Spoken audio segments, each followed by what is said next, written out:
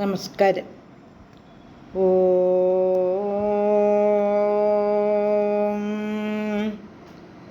ഓം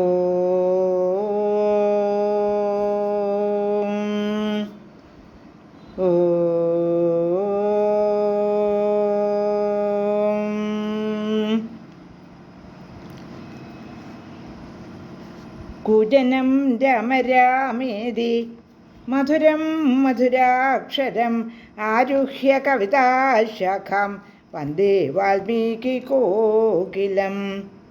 രമായ രാമഭദ്രായ രാമചന്ദ്രായ വേധസേ രഘുനാഥായ നാഥായ സീതായ പതയേ നമഃ.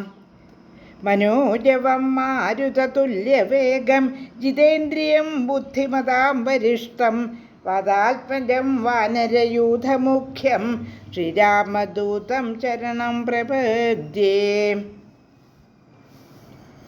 ശ്രീമദ് വാൽമീകി രാമായണം ആരണ്യകാണ്ഡം സർഗം 30. ഇപ്പോൾ ഖരൻ തൻ്റെ തേരെല്ലാം ഛിന്ന ഛിന്നമായി വീഴ്ത്തപ്പെട്ട്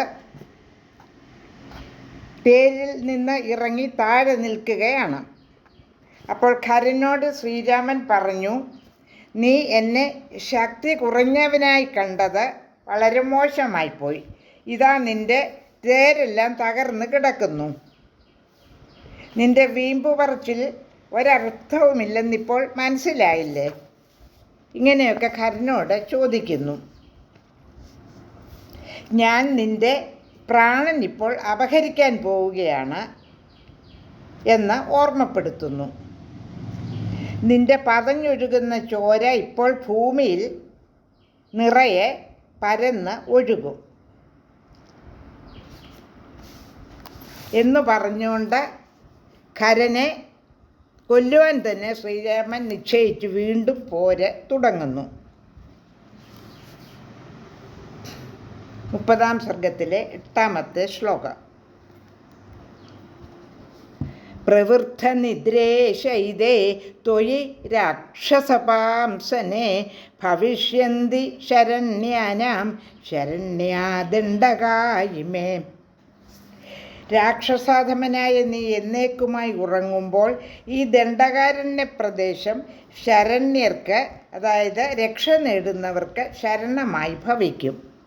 ശ്ലോകം 9.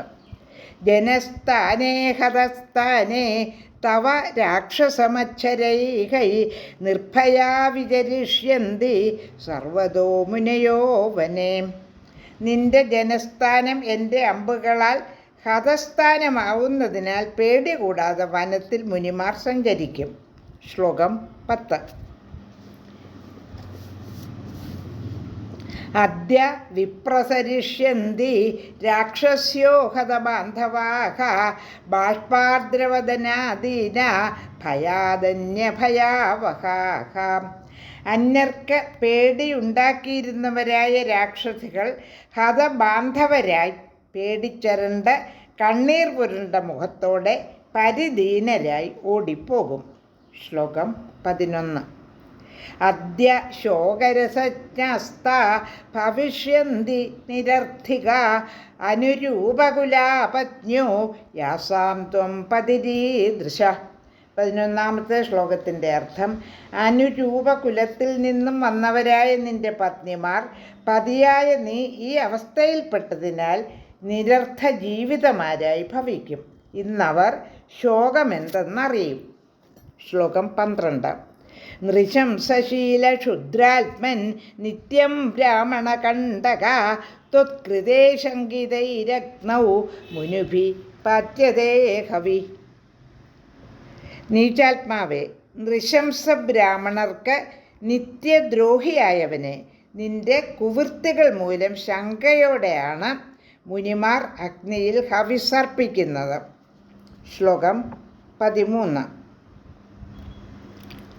തമേവമഭിസംരബ്ധം ബ്രുവാണം രാഘവം വനേ ഖരോ നിർഭത്സയാമാസ രോഷാത് ഖരതരസ്വരഃ. ഇപ്രകാരം കഠിനമായ ക്രോധത്തോടെ പറയുന്ന രാഘവനോട് കൂടുതൽ കടുത്ത സ്വരത്തിൽ ഖരൻ ഇങ്ങനെ ഓർമ്മിപ്പിച്ചു. ശ്ലോകം 14. ദൃഢം വലിപ്തോസി ഭയേഷ്വപി ച നിർഭയഃ വാച്യാ വാച്യം തതോ ഹി ത്വം മൃത്യോർവശ്യോ ന ബുദ്ധ്യസേ. ശ്ലോകം 14-ന്റെ അർത്ഥം: ഭയപ്പെടേണ്ട, ആപത്തിലും നിർഭയനായിരിക്കുന്ന നീ വല്ലാത്ത ഗർവിഷ്ഠൻ തന്നെ. അതുകൊണ്ടാണല്ലോ മൃത്യുവിൻ്റെ വശത്തിൽ വർത്തിക്കുമ്പോഴും പറയാവുന്നതും പറയരുതാത്തതും തിരിച്ചറിയാതിരിക്കുന്നത്. ശ്ലോകം 15. കാലപാശപരിക്ഷിപ്ത ഭവന്തി പുരുഷാ ഹി യേ കാര്യാകാര്യം ന ജാനന്തി തേ നിരസ്ത